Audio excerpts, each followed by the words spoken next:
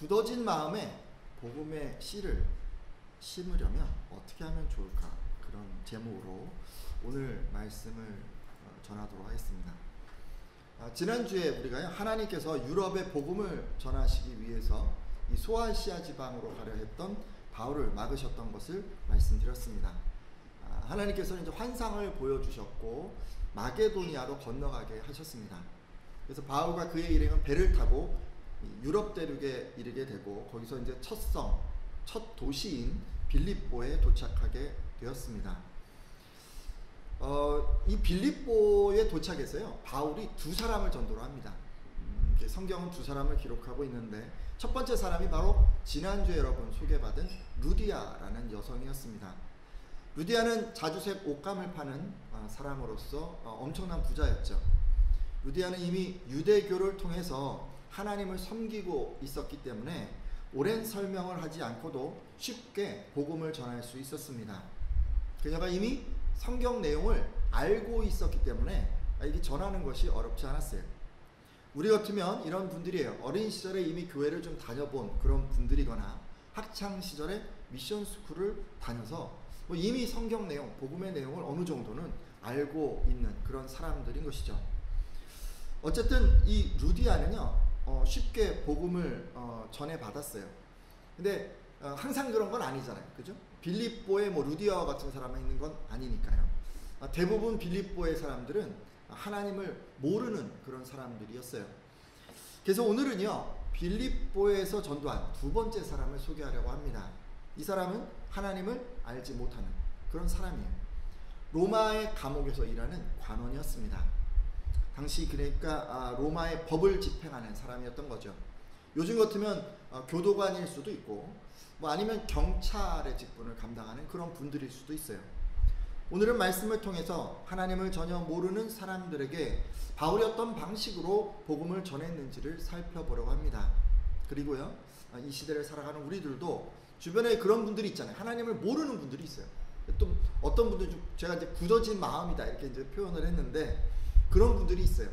그런 분들에게 우리가 어떻게 복음의 씨앗을 심을 수 있을까 교훈을 좀 얻으려고 합니다. 자, 이제 바울은요, 여러분 빌립보에서 루디아라는 귀한 성도를 얻게 되었어요. 그래서 이제 가정교회를 시작하게 됩니다.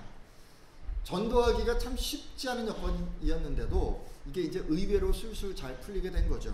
바울은 아마도 이게 하나님의 인도하심이다라고 인정하고 감사했으리라 여겨집니다. 내 뜻을 굽히고 하나님의 뜻을 따르니까 형통하는구나 라고 그렇게 생각했을 수도 있습니다. 근데 여러분도 그러시지 않나요? 하나님 말씀을 따르는 가운데 막 어려운 거 막 예상을 했는데 그런 거 만나지 않고 잘 풀린 그런 경험 말입니다. 근데 지금 바울이 그런 상황이었어요. 근데 그런 어느 날이었어요. 어느 날 바울이 지금 기도하러 가고 있는데 귀신 들린 한 사람을 만나게 됩니다. 사도행전 16장 16절인데요. 같이 한번 읽도록 하겠습니다. 우리가 기도하는 곳에 가다가 시작. 우리가 기도하는 곳에 가다가 넘치는 귀신 들린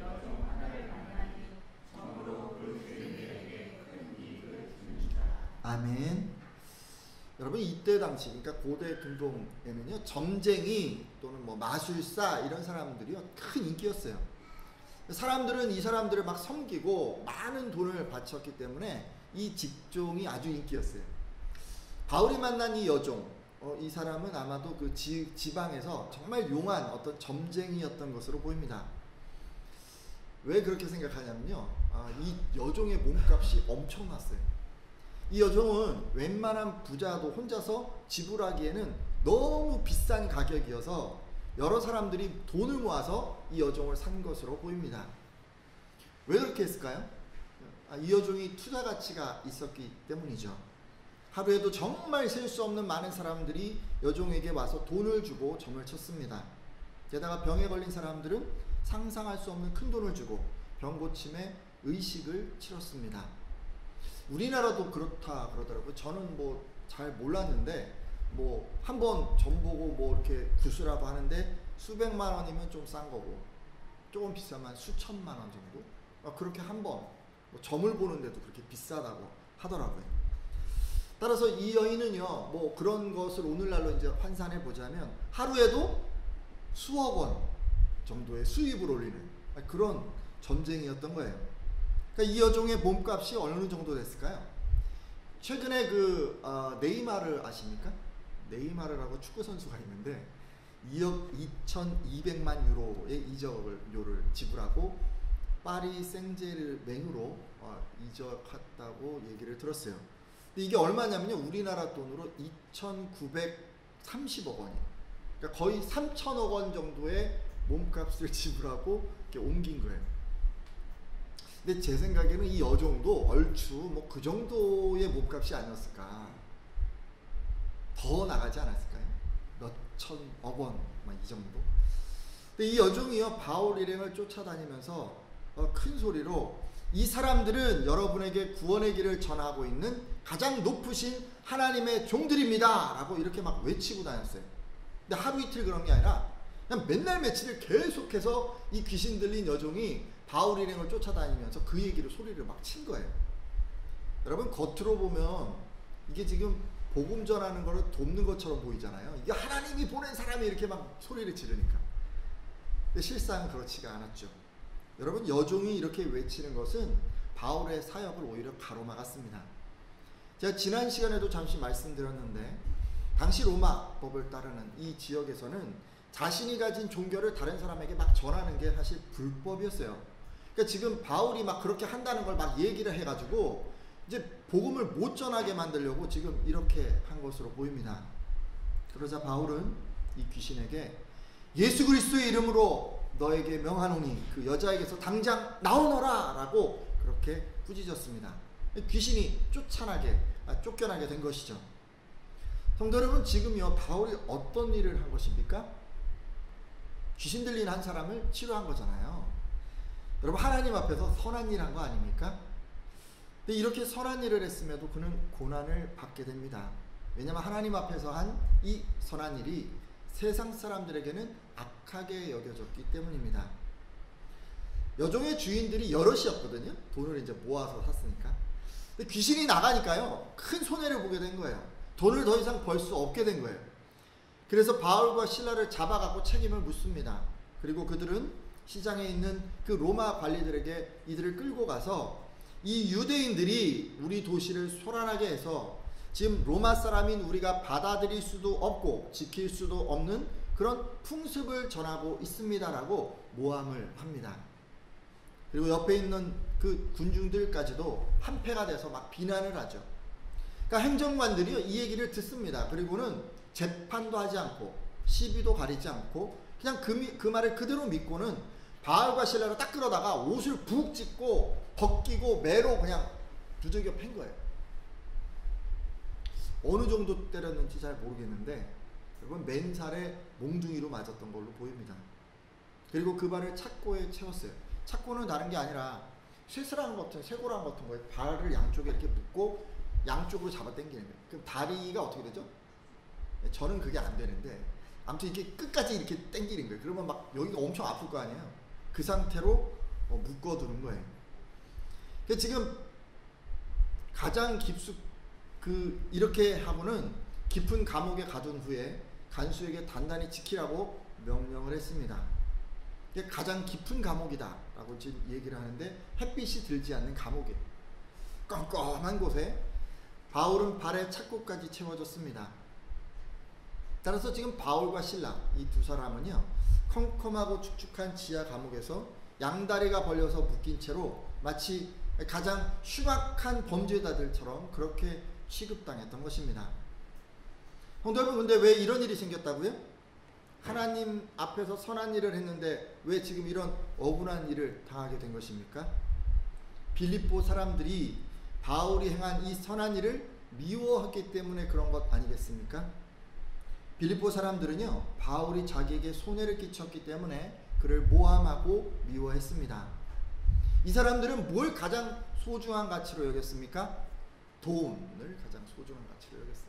재물을 가장 소중한 가치로 여겼어요. 그러니까 지금 한 사람의 영혼이 귀신이 들려서 고통을 받는 거에는 안중에도 없고 그 사람을 이용해서 어떻게 해서든지 돈을 벌려고만 했던 거예요.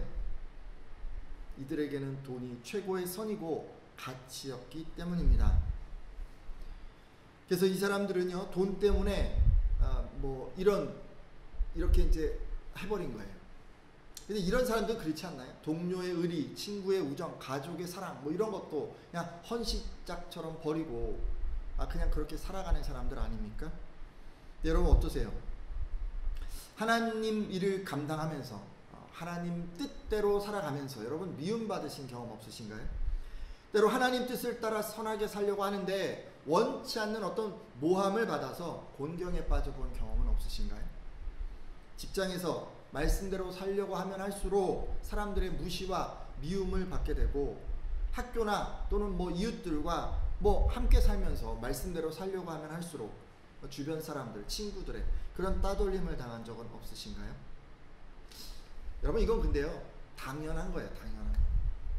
예수님 뜻대로 살아가고 하나님 뜻대로 선하게 살려는 사람들은 재물을 따라 사는 사람들이 미워할 수밖에 없어요.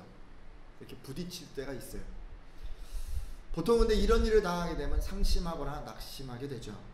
하나님 왜 나를 이곳에 보내셔서 이런 어려움을 당하게 하십니까? 라고 생각하거나, 주님의 뜻을 행하는데 왜 이리도 고난을 받게 하십니까? 라는 그런 생각을 할 수가 있습니다.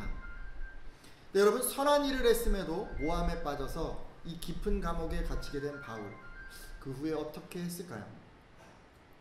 사도행전 16장 25절 말씀인데요, 우리 한번 읽어보겠습니다. 한밤중에 시작. 한밤중에 바울과 실라가 기도하고 하나님을 찬송하며 죄수들이 듣더라. 아멘. 지금 감옥에 갇힌 바울과 실라가 무엇을 했다고 합니까? 뭘 했어요? 빨간 글씨로 돼 있죠. 뭘 했어요? 기도와 찬송. 주일학교에서는 찬송만 얘기를 많이 해서 주일학교로 기억하고 계신 분들은 찬송을 했다라고 이제 생각을 하실 텐데, 여러분 그렇지가 않고요. 기도와 찬송을 했어요. 이들이 어떤 기도를 올려드렸는지는 사실 자세히 알 수가 없어요. 근데 다만 원망하고 불평하고 이런 건 아니었던 것 같아요. 왜냐하면 이들이 하나님을 찬송했기 때문입니다. 아마도 이들은 하나님께 감사와 어떤 간구를 올려드리고 그 후에 찬송을 올려드렸던 것으로 보입니다.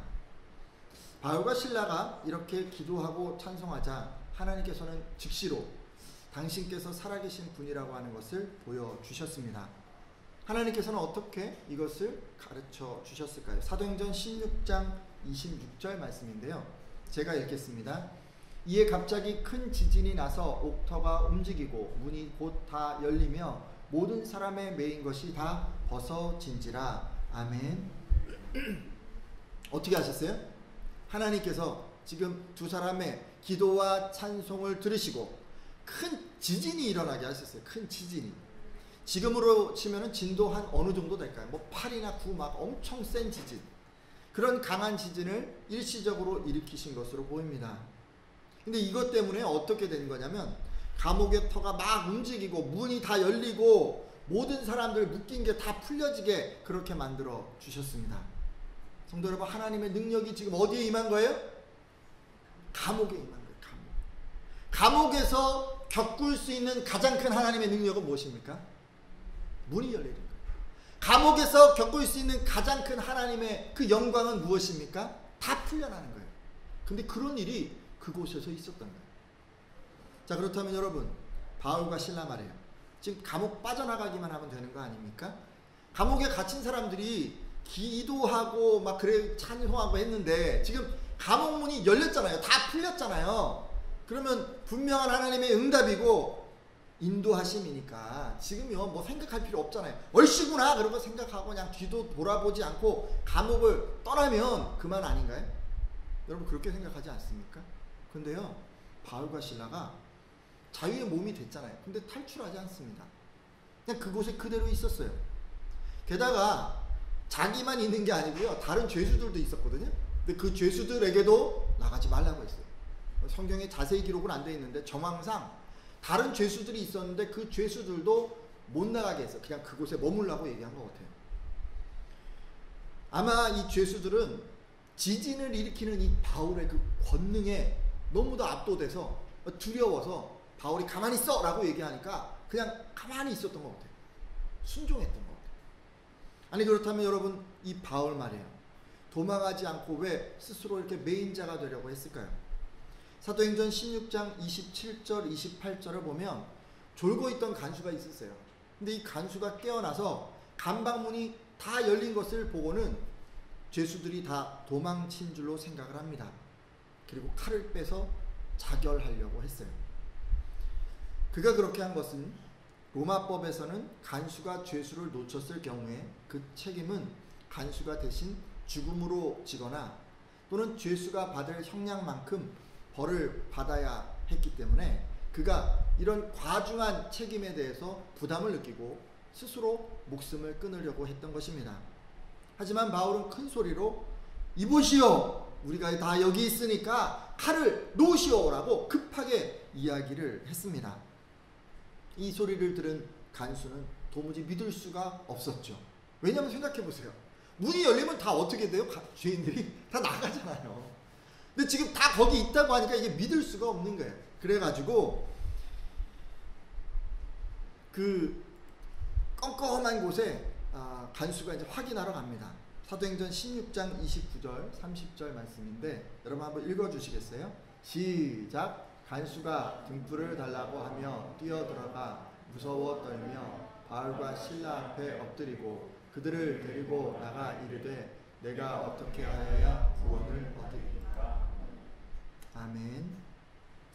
간수는 바울이 얘기를 한 거를 듣고 그곳에 우리가 다 있다는 그 얘기를 듣고 진짜 그런지 내부를 살피기 위해서 들어갑니다. 등불을 들고 들어갔어요. 왜 등불을 들었어요? 껌껌하니까. 빛이 안 들어가니까. 근데 가봤는데 정말 죄인들이 다 그대로 있는 거예요. 여러분 옥문이 열린 걸 딱 보고 지금 자살하려고 했잖아요. 근데 이런 상황에서 지금 옥문이 열려 있는데도 아무도 나가지 않고 있는 것을 본 이 간수는 충격을 받습니다. 근데 왜 그렇게 그 사람들이 있었던 거예요? 자기를 구하기 위해서. 문이 열리고 나가는 게 상례인데 자기 죽은 목숨이에요.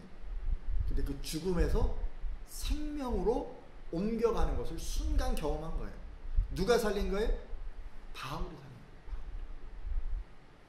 일단 간수는요 기적을 보았잖아요. 지금 하나님이 이들의 어떤 기도와 찬송 소리를 들으시고 지금 지진을 일으켜서 이렇게 감옥에서 일어날 수 있는 가장 충격적인 일을 하나님이 하시는 걸 보고 놀랐어요. 하나님을 지금 경험했어요. 지진을 일으키실 만큼 갇힌 자들을 다 풀어 놓으실 만큼 엄청난 능력을 가진 분이라는 것을 알게 된 거예요. 처음 본 거예요. 또 그 능력으로 자기를 사랑하는 그 바울과 실라를 지키시는 분이라고 하는 것을 알게 됐습니다. 지금 기적을 통해서 하나님이 어떤 분이신지를 이 간수가 알게 된 거예요. 그리고 바울을 통해서는 뭘 알게 됐어요? 하나님의 사랑을 알게 됐어요. 지진으로 옥문이 열리고 창고가 다 풀렸으니까 다 도망할 수 있었는데 그곳에 머물렀어요. 도망하지 않고 계속 머물러 있으면 어떤 일을 당합니까? 바울과 실라? 또 두들겨 맞을 수도 있고 빛을 못 보는 감옥에서 다리를 찢고 고통스럽게 있어야 할 수도 있는데 지금 그 고난을 다 감수하고 뭘 위해서 지금 안 나가고 있는 거예요? 간수를 살리기 위해서. 근데 간수가 그걸 알았어요. 한마디로 지금 간수는 바울을 통해서 자기를 희생하는 예수 그리스도의 사랑을 알게 된 것입니다. 그래서 간수가요 하나님으로 인해서 지금 무서움으로 떨고 바울과 실라의 그 사랑으로 인해서 감격해서 지금 그들 앞에 엎드리게 됩니다. 간수는 이런 능력을 행하는 바울과 실라의 하나님을 두려워했을 뿐만 아니라 자기 생명을 해하지 않기 위해서 도망하지 않은 이 은혜에 감사했던 것입니다. 그리고 간수는 이 두 사람을 조용히 감옥 밖으로 데리고 나옵니다. 그리고 묻죠. 내가 어떻게 하여야 구원을 받으리까? 라고 그렇게 묻습니다. 이에 바울과 실라는 그 뒤에 보면요. 주 예수를 믿으십시오. 그러면 당신과 온 집이 구원을 받을 것입니다. 라고 이야기합니다. 간수는 바로 그날 밤에 바울과 실라를 자기 집으로 데려가서 매맞은 상처를 다 씻어주고 온 집안 식구와 더불어서 말씀을 듣습니다. 여러분 아까 말씀드렸잖아요. 이 사람은 하나님에 대해서 모르는 사람이에요. 그죠? 그러니까 꽤 긴 시간 동안 이 말씀을 들었으리라고 생각을 합니다. 하지만 간수와 그의 가족은 그 얘기를 다 전해 듣고 그것으로 끝나지 않고 그리스도를 구주로 영접하고 하나님의 자녀가 되어서 세례까지 받았습니다.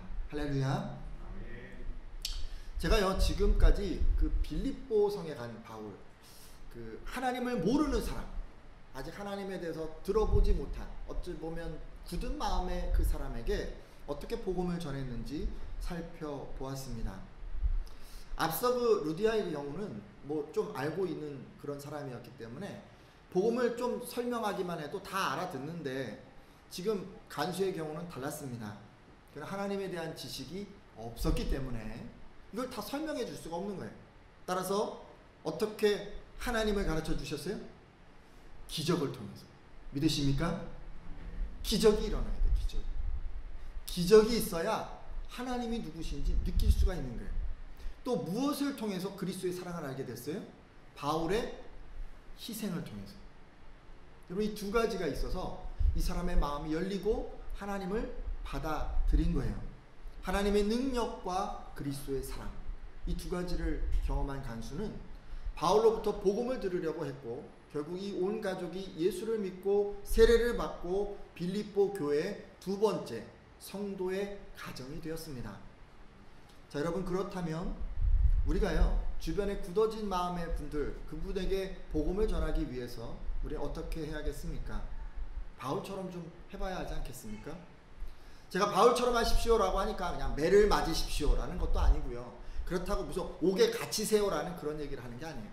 그런 얘기를 하는 게 아니고, 가장 먼저 여러분이 복음 전하려고 하는 그분이 기적을 체험하도록, 뭘 체험해요? 기적을 체험하도록 여러분들이 도와주셔야 돼요. 그래서 그것을 통해서 하나님께서 살아계신 분이라고 하는 것을 그분들이 느끼게 해 주셔야 합니다. 오늘 본문에서는 간수가 사는 세상, 간수가 느낄 수 있는 그 하나님은 어떻게 해야 하는 하나님이었냐면, 문이 열리고 지진이 나고 착고가 풀려야만 그가 보고 있는 세상에서 하나님을 체험할 수 있기 때문에 그렇게 하신 거예요. 뭐 다른 게 아니에요, 여러분. 근데 여러분 전하려는 분은 감옥에 계신 분이 아니잖아요. 지키는 분이 아니잖아요. 그러면 어디에 몸을 담고 있느냐에 따라서 체험할 수 있는 기적이 달라질 수 있는 거예요. 의사라면 여러분 생명을 잃는 상황에서 다시 살아나는 것이, 그것이 기적일 수 있고, 사업하는 분이라면 부도의 위기에서 극적으로 회생하는 것이, 그것이 기적일 수 있고, 학생이라면 정말 공부하기 싫은데 어느 날 마음 가운데 그래 내가 열심히 해야지, 이런 마음이 갑자기 불뚝 생기는 것이 기적일 수 있어요. 믿으십니까? 그런 기적이 체험이 돼야 하나님이 정말 살아계시는구나 느낄 수가 있는 거예요. 여러분은 주변 사람들이 삶의 현장에서 그런 기적들을 체험할 수 있도록 도와주셔야 됩니다. 어떻게 하면 되냐면요, 오늘 말씀을 보면 뭘 두 가지 했나요? 기도하고 찬양했어요. 기도하고 찬양. 두 가지를 하면 기적이 일어납니다. 믿으십니까? 여러분도 그러시면 돼요. 다른 사람 위해서 기도하고 찬양하십시오. 그것이 그 사람의 삶에서 기적이 일어나서 하나님을 체험하게 되는 동인이에요. 만약 여러분 가운데 전도하고자 하는 분이 계시다면 좀 구체적으로 기도해 주십시오. 기도하라고 하니까 하나님 누가 아무개가 예수님 믿게 구원받게 해주세요 라고 그냥 막연하게 너무 이렇게 기도하지 마시고요. 이제 좀 제가 말씀드리는 대로 좀 구체적으로 상황과 처지를 좀 잘 파악을 해서 그 상황에서 어떤 일이 일어나야 그가 하나님을 경험할 수 있을까를 좀 바라보면서, 병이 낫거나 원하는 일이 성취되거나 하는 식으로 여러분 하나님을 기적 가운데 체험하게 해달라고 그렇게 기도해 주십시오. 쉽지 않겠죠, 여러분, 그렇죠? 누군가를 위해서 구체적으로 기도해 보신 분들은 알겠지만, 한 사람을 두고 계속해서 기도 제목을 계속해서 업데이트하면서 이렇게 기도하는 게 쉬운 일은 아닙니다. 그 사람의 삶에 지속적으로 관심을 가져야 하기 때문에 그렇죠. 그럼에도 여러분 전도를 위한 기도, 특별히 그 사람의 삶에서 하나님을 체험하고 기적이 일어나게 하는 그런 기도는요, 막연하면 안 돼요. 구체적이어야 돼요. 하나님은 어떻게 도와주셔서 그가 하나님을 체험하게 해주세요라고 딱 집어서 여러분 기도해 주셔야 합니다. 또 일상 속에서 찬양할 수 있도록 좀 해주십시오. 찬양이 참 힘들어요. 그렇죠? 집에서든 차 안에서든 직장에서든 여러분 어디에서든지 여러분 계속해서 찬양을 좀 들을 수 있도록 좀 그렇게 노력해 주십시오. 요즘은 핸드폰이 좋아서 핸드폰을 그냥 딱 들으면은 찬양을 들을 수가 있어요. 걸그룹 노래만 맨날 듣고 그러지 말고 여러분 그러지 말고 찬양을 좀 들으세요. 찬양 듣는 시간이랑 걸그룹 노래 보는 시간이랑 딱 재서 찬양이 조금 더 많이 들을 수 있도록. 근데 이게 듣지 말라는 얘기가 아니에요. 조금 더 그렇게 좀 해주세요. 하지만요 좀 쉽지 않겠죠. 우리가 왜 그러냐면 거리를 다니고 TV 채널 돌리고 카페에서 커피 한잔 마시는 그 순간에도 쉴 새 없이 세상 가요, 광고, 홍보, 음악 뭐 이런 거 계속해서 듣게 되잖아요. 근데 정작 우리가 창조주라고 고백하는 하나님을 찬양하는 그런 시간은 사실 10분 정도 갖는 것도 정말 쉽지가 않습니다. 안타까운 현실이죠. 별도로 기도하는 시간 내는 것도 정말 힘들어요.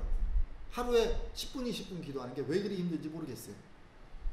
따라서 여러분 이렇게 혼자 기도하고 찬양하는 시간 내는 게 어려운 분들은 여러분 정해진 시간을 활용하시는 게 좋습니다. 그러니까 교회에서 기도회 하는 그 수요 기도회 있잖아요. 거기 뭐가 있죠? 기도도 하고 찬양도 하고 두 개 다 하잖아요. 그러니까 좀 전혀 막 힘든 분들은 그냥 이렇게 활용하시는 게 아주 좋아요. 마음 먹고 오는 게 힘들지 막상 여러분 오시면요 찬양하고 기도하는 거 힘들지 않습니다. 이렇게 시간 내고 힘을 쏟아 기도하고 찬양하는 것은요 절대 헛되이 사라지는 것이 아닙니다. 여러분이 드린 기도와 찬양은 하나님께 고스란히 다 올라가는 거예요. 그리고 여러분이 복음 전하는 대상에게 하나님의 기적으로 하나님을 체험하는 구체적인 응답으로 그들 삶에서 느껴지게 될 것입니다. 믿으십니까? 기도해 주세요. 두 번째, 우리가 그리스도의 사랑을 보여주는 방법은 뭐라고요? 우리의 희생. 여러분 희생이 중요합니다. 여러분 희생이 필요해요. 섬김이라고 하려다가 제가 희생이라고 얘기를 했어요. 왜냐하면 섬김은 손해보지 않고 뭔가 이렇게 할 수 있는데 희생은 손해를 봐야 돼요. 내가 손해를 봐요. 그래서 제가 표현을 좀 바꿨어요. 섬김이 아닙니다, 여러분. 희생이에요, 희생. 희생을 통해서 그리스도의 사랑을 보여주셔야 돼요. 간수의 생명을 살리려고 바울이 기꺼이 옥에 갇히고 매어 있으려 했던 것처럼 여러분들도 어떤 전도할 사람을 위해서 기꺼이 희생하도록 하십시오. 그래서 우리들을 살리기 위해서 자신의 생명까지 아낌없이 희생하신 그 그리스도의 사랑이 상대방에게 잘 전해질 수 있도록 그렇게 해 주십시오. 사실 바울이 한 것 같은 이 목숨을 거는 희생의 기회 이런 거는요 사실 오늘을 사는 우리들에겐 잘 없습니다. 하지만 이렇게 목숨을 거는 희생만 사랑을 전달하는 것은 아닙니다. 내 시간을 내는 작은 희생, 내 노력을 들이는 작은 희생, 내 손해를 감수하는 그 작은 희생에도 예수님의 사랑은 얼마든지 전달될 수 있기 때문이죠. 여러분 주변에 하나님을 모르는 친구, 직장 동료, 가족 그런 분들이 있을 거예요. 그죠? 힘든 일 겪는 분들 있으실 거예요. 여러분은요 여러분의 시간을 희생해서 그분들의 이야기를 듣고 위로해 주심으로써 상대에 대한 예수 그리스도의 사랑을 전할 수가 있습니다. 사실 다 마찬가지 아닌가요? 자기도 회사 일로 육아로 바쁘기는 다 매한가지이고 자기라고 힘든 일이 없는 게 아닐 텐데 그럼에도 지치고 피곤한 몸을 이끌고 얼마 안 되는 그 자기만의 시간을 할애해서 속상한 내 마음을 들어줄 때 우리는요 그 사람에게서 그리스도의 사랑을 느끼게 되는 것입니다. 따라서 여러분은 다가가서 듣고 위로하고 함께 해 주심으로 그리스도의 사랑을 전하는 분들이 되어 주십시오. 우리 이제 자녀들을 키우는 것도 비슷한 것 같아요. 좀 쉬고 싶고 좀 편안하고 싶은 것 다 마찬가지일 텐데 부모가 자기 시간, 노력, 에너지를 희생해서 아이들이 원하는 시간을 함께 보낼 때 이 아이들은 부모에게서 그리스도의 사랑을 느낍니다. 말로 사랑한다라고 맨날 얘기를 하는데 실제로는 옆에 있어주지 않는 부모나 함께 있다 하더라도 자기중심적인 그런 시간, 자기가 하고 싶은 거 하면서 그렇게 시간을 보내는 부모에게서는 아이들이 사랑받고 있다고 느낄 수가 없습니다. 따라서 큰가지교회에 속한 부모님들은 자녀들에게 예수님의 사랑을 잘 전해주기 위해서 아이들에게 다가가셔서 시간도 나누고 물질도 나누고 마음도 나누는 그런 분들이 다 되어주시기를 예수님의 이름으로 부탁드립니다. 그래서 여러분의 희생을 통해서 그리스도의 사랑이 잘 전해질 수 있도록 그렇게 해주십시오. 그것은 누군가에게 복음을 전하기 위해서 여러분이 감당해야 할 몫입니다. 자, 이제 기도하고 마치려고 하는데요. 우리들 주변에도요, 그 성경을 잘 모르는 분들이 있어요. 그리고 세상의 가치, 조직 가운데 들어가 있기 때문에 복음에 관심이 없는 분들도 있어요. 이분들을 전도하기 위한 방법으로 제가 두 가지를 제시했습니다. 먼저 기도와 찬양으로 그 사람들의 삶에서 하나님을 체험할 수 있도록 하고, 또 여러분의 희생을 통해서 그리스도의 사랑을 전하라는 그런 말씀이었습니다. 잠시 생각해 볼 텐데요. 여러분 주변에도 아마 이런 분들이 있을 거예요. 절대로 저 사람은 복음을 받아들일 것 같지 않아. 저 사람은 찔러도 피 한 방울 나올 것 같지 않은 그런 사람이야. 그런 분들 있으실 거예요. 그래서 딱 보기만 해도 주눅이 들어서 한 번도 복음을 전하려 하지 않았던 그런 분들이 있으실 수 있어요. 여러분 그러시면 안 돼요. 예수님은 죄인을 부르러 이곳에 오셨잖아요. 근데 우리가 그런 사람 막 제끼면 안 되는 거예요. 우리가 혹시 그런 마음이 있었다면, 그런 태도가 있었다면 이 시간 하나님 앞에서 좀 돌이켜 주십시오. 이후로는요, 그런 분들이라 할지라도 그들의 삶에서 하나님이 체험될 수 있도록, 하나님의 역사와 기적이 체험될 수 있도록 기도하고 여러분 찬양하겠다고 그렇게 한번 결단해 주십시오. 그리고 또 희생하고 섬기심으로 그리스도의 사랑을 그분들에게 잘 전하겠다고 그렇게 결단해 주십시오.